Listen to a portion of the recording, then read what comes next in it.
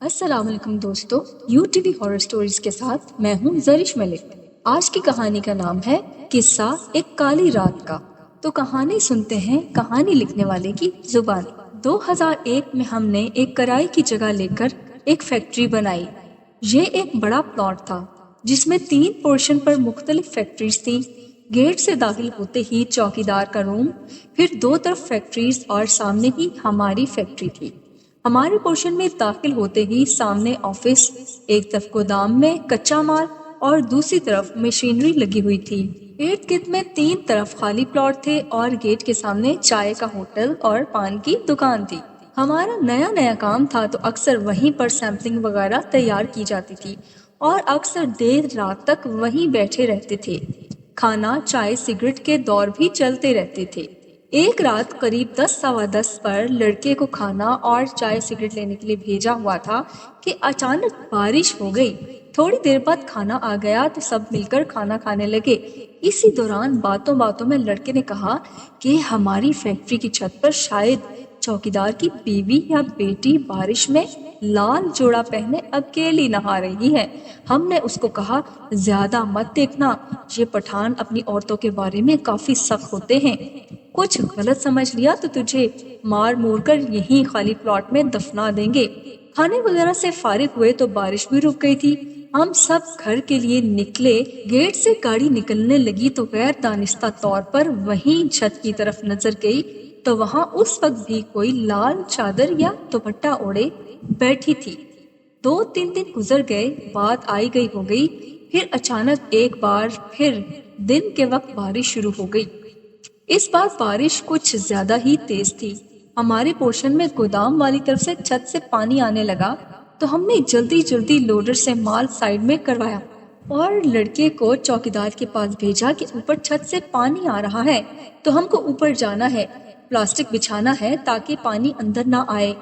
مگر وہ لڑکا واپس آ کر کہنے لگا کہ چوکیدار تو کہہ رہا ہے کہ اوپر جانے کا کوئی راستہ ہی نہیں ہے، آپ خود کسی سیڑھی وغیرہ کا بندوبست کر لیں۔ ہمیں فوراً چھت پر بیٹھی لڑکی یاد آ گئی تو میں خود چوکیدار کے پاس گیا اور اس سے کہا کہ جہاں آپ کی فیملی رہتی ہے اس طرف سے چلے جاتے ہیں۔ چوکیدار حیران پریشان کہنے لگا ہماری فیملی تو گاؤں میں ہے، چھت پر تو کوئی بھی نہیں رہتا، نہ ہی کوئی راستہ ہے، اب یہ عورت کہاں سے آ گئی؟ اب یہ سن کر تو ہم سب بہت خوفزدہ ہو گئے، مگر بارش کا پانی بھی تو رکنا تھا، تو برابر کے پورشن والوں سے سیڑھی لے کر لڑکوں کو بھیجا کہ چھت پر جا کر پلاسٹک شیٹ بچھا آؤ۔ وہ اوپر گئے، واپس آ کر بتایا کہ چھت پر کچھ کچرا تھا جس سے پانی جمع ہو کر فیکٹری میں آ رہا تھا۔ وہ دن تو خیریت سے گزر گیا، مگر جس عورت کو لال لباس میں ہم نے رات کو دیکھا تھا اس نے دوسرے ہی دن اپنا اثر دکھانا شروع کر دیا۔ صبح سویرے ایک لڑکا جب باتھ روم میں گیا تو اس نے چیخنا شروع کر دیا۔ ہم سب وہاں گئے تو دروازہ اندر سے بند تھا اور وہ زور سے چیخ رہا تھا کہ وہ عورت باتھ روم کے باہر کھڑی ہے اور اسے غور سے دیکھ رہی ہے۔ ہم نے اسے بتایا کہ یہاں پر تو کوئی بھی نہیں ہے، تم باہر آ جاؤ۔ اس نے باہر آ کے بتایا کہ وہ دروازہ بند ہونے سے پہلے یہیں پر کھڑی تھی اور میں نے اسے اپنی آنکھوں سے دیکھا تھا، وہ مجھے ہی دیکھ رہی تھی۔ اس کا پورا جسم سن ہو گیا تھا، وہ ہل بھی نہیں پا رہا تھا۔ پھر شام کو پھر کسی نے محسوس کیا کہ جیسے ہوا کا سر جھونکا اسے چھو کر گزرا ہو۔ میں بھی مشین کے پاس کھڑا تھا، مجھے صاف نظر آیا کہ وہ عورت میرے پیچھے کھڑی ہے۔ مجھے جھرجھری سی آ گئی۔ جیسے تیسے وہ دن گزرا تو اگلے دن معاملہ زیادہ خطرناک ہو گیا۔ ایک ورکر جب گودام میں گیا تو اس کو ایسے لگا جیسے کوئی اس کے اوپر چھلانگ لگانے لگا ہے۔ وہ پیچھے ہوا تو لوڈنگ کی ٹرالی سے ٹکرا کر اپنا سر پھاڑ بیٹھا۔ اسے کلینک سمجھا بجھا کر بھیجا کہ وہاں جا کر ایسی بات نہ بتانا، لوگ مذاق اڑائیں گے، اور پھر گھر چلا جائے۔ اب معاملہ زیادہ ہی خراب تھا تو ہم نے بھی فیکٹری بند کی اور جس بروکر سے یہ جگہ لی تھی اس کے آفس پہنچ گئے۔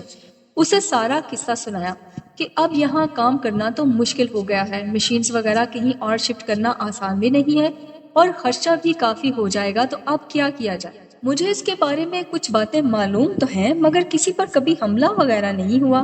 پھر اگلے دن ہم نے سبا سینما کے قریب ایک اور بروکر سے کسی جگہ کی بات کی۔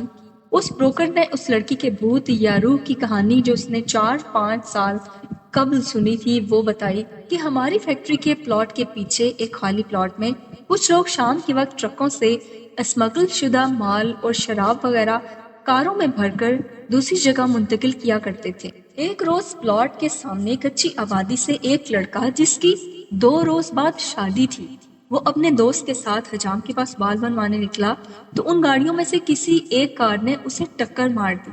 لڑکا اور اس کا دوست ان سے الجھ پڑے تو خالی پلاٹ میں جہاں ٹرک کھڑے تھے ان لوگوں نے ان کو پکڑ کر خالی پلاٹ میں لے جا کر خوب تشدد کیا، جس سے دونوں ہلاک ہو گئے اور ان کو وہیں چھوڑ کر بھاگ گئے۔